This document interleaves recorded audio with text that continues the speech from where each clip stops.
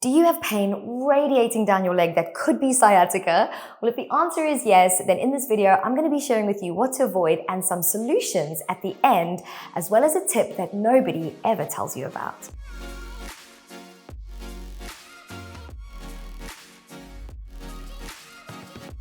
Hey Alba amigos, I'm Celeste. I'm a physio and a yoga teacher, and today I'm going to be helping you alleviate your sciatica. The sciatic nerve comes from the lower back area where it joins to the sacral vertebra, and it travels all the way down your leg, branching at around the knee area. Now, sciatica is when you have some kind of compression or inflammation of the nerve that results in pain, usually traveling down the leg. But how can you be sure that it's nerve pain and not something else in your body that's hurting? Well, nerves tend to have a very predictable sensation.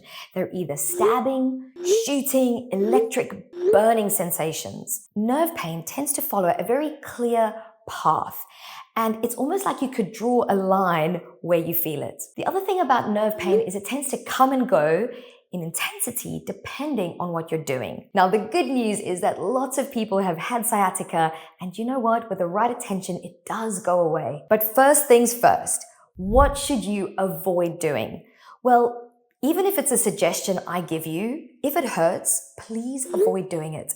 Your body knows best. It's always trying to communicate with you, so tune in and do your best to really listen to what it needs. However, that doesn't mean that you shouldn't do any movements at all. There's this overwhelming body of research to suggest that when we engage in pain-free movements, this is incredibly healing for the body. So first tip is I suggest that you start using your intuition and you start to explore what are pain-free movements for you. And while you do this, I want you to relax your face and your breath. This will signal to the brain that you are safe and that these movements are healing and not harming your body. Now, next, I want you to become like a little detective. I want you to start observing what movements aggravate this unusual sensation. Is it sitting too much? Is it bending over? What positions make me feel worse? And what a lot of people find when they do this is it's any flexion movements that take the body forward. And that means that the body is crying out for some variety, taking you into the opposite direction. So first tip that I wanted to share with you is I want you to explore gentle extension movements. And you can do a variety of this. You can lay on your belly and practice doing gentle little cobra movements. You can practice standing, holding on to something and extending your spine.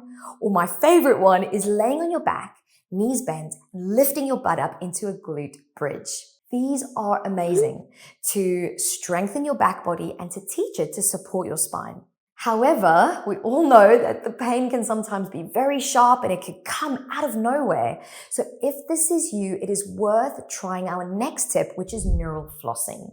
Now, we have shared this in previous videos, but essentially, if you haven't seen any, you're going to lay on your back, you're going to lift one leg up, hold on to it, and you're just gently going to point and flex the foot or bend and stretch the knee, keeping the intensity at a 2 out of 10. However, a tip that nobody ever tells you about is because the sciatic nerve branches, we can target different branches by changing the shape of the foot.